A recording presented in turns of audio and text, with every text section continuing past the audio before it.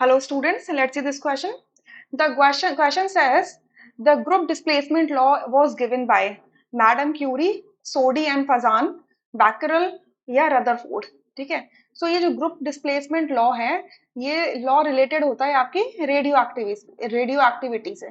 ठीक है. Radio activity क्या होती है कि नेचुरली और बाय इंडक्शन अगर कोई एक हैवी एलिमेंट अल्फा बीटा या गामा रेज क्या करता है, एमिट करने लग जाता है, तो उस प्रॉपर्टी को हम कहते हैं रेडियो एक्टिविटी. सो ये जो रेडियो एक्टिविटी होती है, इसमें एक हमने ऑब्जर्वेशन क्या की है कि मान लीजिए कोई एक हैवी एलिमेंट है एक्स, इसका एटॉमिक एटॉमिक नंबर है जेड और इसका मास नंबर है ए. ठीक है. Atomic number is the total number of protons present in the nucleus of the atom और mass number is the total number of neutrons and protons present in the nucleus of the atom. अब अगर ये जो ए particle है, ये क्या कर रहा है, अल्फा पार्टिकल्स रिलीज कर रहा है. अब अल्फा पार्टिकल जब बहुत सारे रिलीज होंगे, एक एटम जो है, एक एटम के अंदर एक न्यूक्लियस है और एक न्यूक्लियस जब रेडियो एक्टिविटी शो करेगा तो एक अल्फा दो अल्फा जो भी कुछ होंगे वो पार्टिकल्स रिलीज करेगा. ठीक है.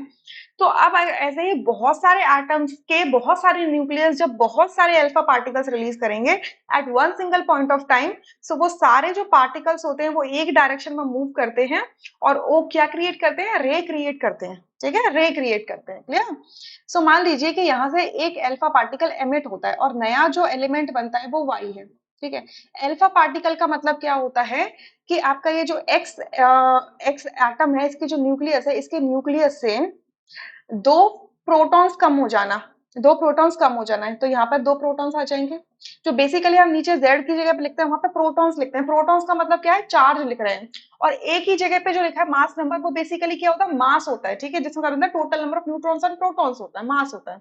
सो और अल्फा पार्टिकल जब रिलीज होता है तो उसका मतलब क्या है कि मास जो है वो 4 टाइम्स डिक्रीज हो जाता है. यानी कि ये होता है हमारा अल्फा पार्टिकल. अब इस अल्फा पार्टिकल को ये आप ऐसे लिख लो या फिर इसको अगर मैं समझू तो ये हीलियम न्यूक्लियस कहलाता है. ठीक है. सो अगर आपके एक्स एटम ने अल्फा पार्टिकल रिलीज कर दिया तो इसके अंदर कितने प्रोटॉन्स बचे, Z-2 ही तो बचेंगे. ठीक है. और कितना मास नंबर रह जाएगा, अगर 4 मास नंबर डिक्रीज हुआ है तो y का कितना मास नंबर होगा, A-4 होगा. ठीक है. अब अगर आप देखो ये जो Z होता है ये क्या होता है, एटॉमिक नंबर होता है. और पीरियोडिक टेबल जो हमारे पास आज मॉडर्न पीरियोडिक टेबल है वो किस पर बेस्ड है, इंक्रीजिंग एटॉमिक नंबर पर बेस्ड है. प्रोटॉन काउंट पे बेस्ड है या हम कहें कि इलेक्ट्रॉन काउंट पे बेस्ड है. ठीक है. क्योंकि इलेक्ट्रॉनिकली आपका प्रोटॉन और इलेक्ट्रॉन काउंट इक्वल होते हैं. क्लियर. सो अगर आपका ये जो एक्स एलिमेंट है अगर जेड एटॉमिक नंबर में है तो वाई का एटॉमिक नंबर क्या है, Z-2 है. यानी कि ये कहां पर शिफ्ट हो जाएगा, 2 यूनिट्स लेफ्ट. 2 units left. क्योंकि जो पीरियोडिक टेबल है हम लेफ्ट टू राइट जाते हैं, कैसे, इंक्रीजिंग ऑर्डर में जाते हैं. इंक्रीजिंग ऑर्डर में जाते हैं. यानी कि यहाँ पर अगर एटॉमिक नंबर 4 है तो राइट साइड में एटॉमिक नंबर 9 होगा. ठीक है.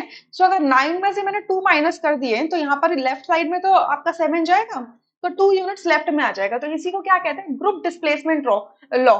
मतलब आपका दो ग्रुप्स क्या हो जाते हैं अल्फा पार्टिकल्स में, लेफ्ट के साइड में आपका जो न्यू स्पीशी होती है, डॉटर स्पीशी होती है, उसका जो एटॉमिक नंबर होता है वो 2 यूनिट्स लेफ्ट साइड में मूव कर जाता है. यानी कि 2 यूनिट्स 2 ग्रुप्स लेफ्ट साइड में डिस्प्लेस कर जाता है. इसी को कहते हैं हम ग्रुप डिस्प्लेसमेंट लॉ.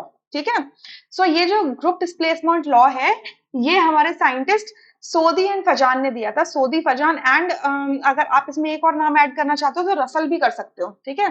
पूरा नाम ऐसे होता है. वैसे मोस्टली पॉपुलर इसको सोदी फजान ग्रुप डिस्प्लेसमेंट लॉ भी कहते हैं, बट रसल भी आप लिख सकते हो. इस वजह से सेकंड ऑप्शन करेक्ट है, रेस्ट ऑप्शंस आपके इनकरेक्ट है. ठीक है. सो आप एक ट्राई करना. ये आपका न्यूक्लियस है. ठीक है. ये वाई न्यूक्लियस में कन्वर्ट हो रहा है with the release of beta particle. Beta particle में चार्ज -1 को होता है, मास 0 होता है. तो आपका ये जो वाई न्यूक्लियस है, ये डॉटर न्यूक्लियस बनेगा, ये कितने ग्रुप्स शिफ्ट होगा, लेफ्ट में या राइट में. तो आप ये खुद से ट्राई करके देखना. ठीक है. मैं आपको बता देती हूँ कि ये होगा 1 ग्रुप राइट शिफ्ट हो जाएगा. 1 ग्रुप कहाँ हो जाएगा, राइट में शिफ्ट हो जाएगा. क्लियर. ये आप करके देखना. I hope you understood this question. Thank you.